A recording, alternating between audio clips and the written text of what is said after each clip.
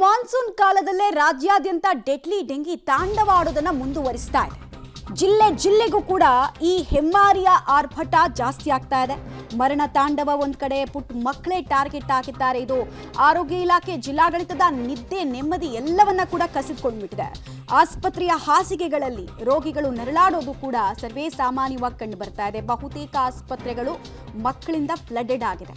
Dengue Zika ನಡುವೆ ಇಲಿ virus entry ಆಗಿರೋದು ಕೂಡ ರಾಜ್ಯದ ಜನರಿಗೆ ತಲೆನೋವನ್ನು ತಂದಿದೆ. ಈ ಕುರಿತಾದಂತಹ ಡೀಟೇಲ್ಡ್ ರಿಪೋರ್ಟ್ ಇದೆ, ನೋಡ್ಕೊಂಡು ಬರೋಣ ಬನ್ನಿ. ಸದ್ದಿಲ್ಲದೆ ಏರಿಕೆ ಆಗ್ತಾ ಇದೆ ಡೇಂಜರ್ ಡೆಂಗಿ ಹೆಮ್ಮಾರಿ. ರಾಜ್ಯದಲ್ಲಿ ಮಹಾಮಾರಿ ಡೆಂಗಿ ಸಾವಿನ ಸವಾರಿ. ಗದಗ ಜಿಲ್ಲೆಯಲ್ಲಿ ಡೆಡ್ಲಿ ಮಹಾಮಾರಿಗೆ ಬಾಲಕ ಬಲಿ. ಮಳೆಗಾಲ ಬಂತಂದ್ರೆ ಸಾಕು, ಕರೆಯದೆ ಮನೆಗೆ ಬರುವಂತಹ ಅತಿಥಿ ಅಂದ್ರೆ ಅದು ಮಹಾಮಾರಿ ಡೆಂಗಿ. ರಾಜ್ಯದಲ್ಲಿ ವರುಣಾರ್ಭಟ ಜೋರಾಗ್ತಾ ಇರುವ ಟೈಮ್ನಲ್ಲೇ ಹೆಮ್ಮಾರಿ ಡೆಂಗಿ ಕೂಡ ಡಂಗುರ ಬಾರಿಸ್ತಿದೆ.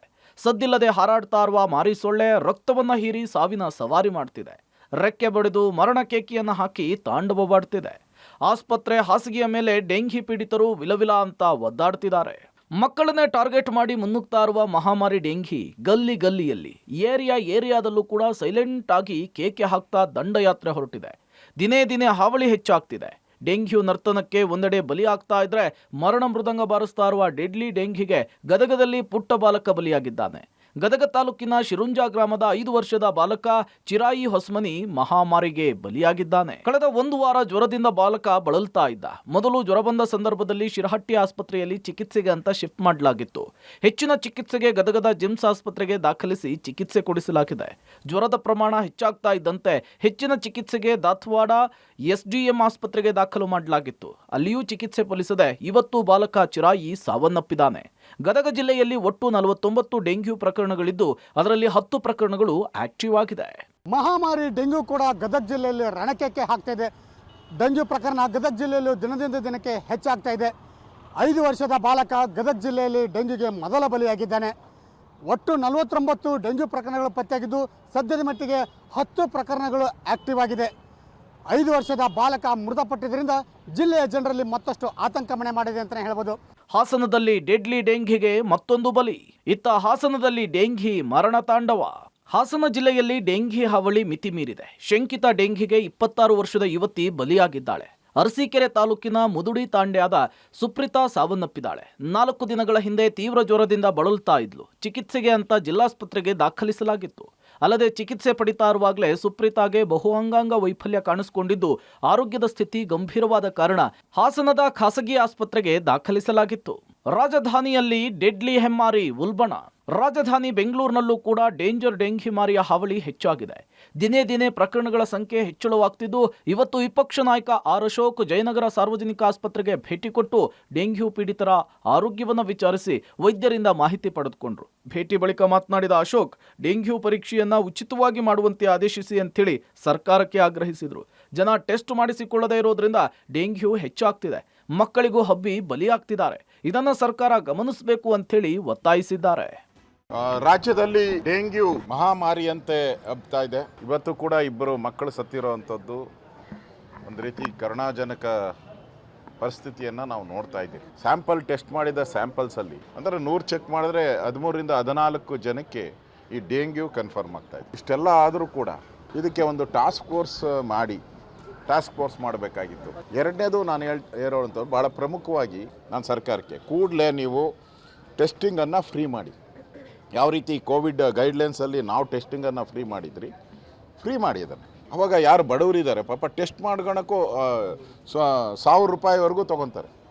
600 ರೂಪಾಯಿಂದ 1000 ರೂಪಾಯಿವರೆಗೂ ಟೆಸ್ಟಿಂಗ್ ತೊಗೊತಾರೆ.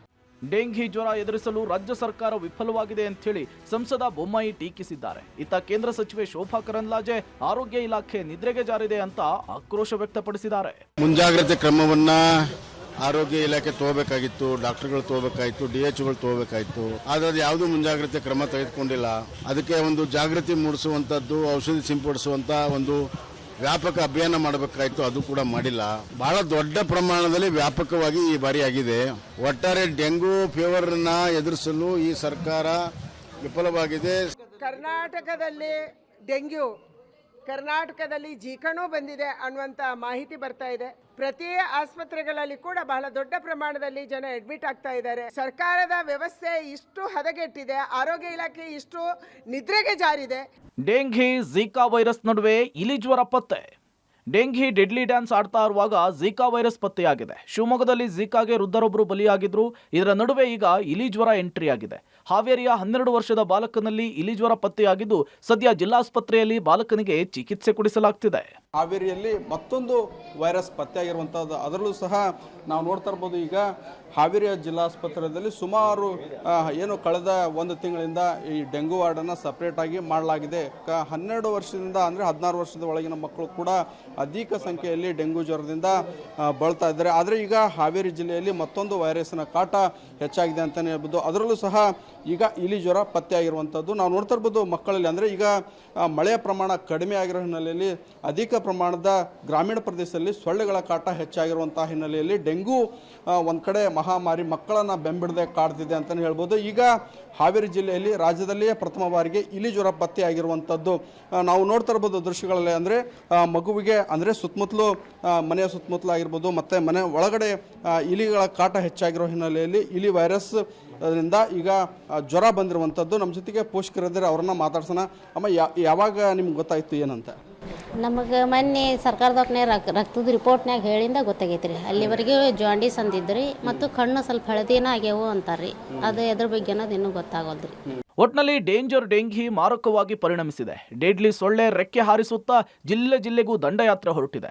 ಬಲಿಯಾದವರ ಸಂಖ್ಯೆ ದಿನೇ ದಿನೇ ಹೆಚ್ಚಳವಾಗ್ತಾ ಇದೆ. ಸರ್ಕಾರ ಕೂಡಲೇ ನಿಯಂತ್ರಣ ಮಾಡುವ ನಿಟ್ಟಿನಲ್ಲಿ ಸಮರೋಪಾದಿಯಲ್ಲಿ ಕೆಲಸ ಮಾಡಬೇಕಿದೆ. News desk, public TV.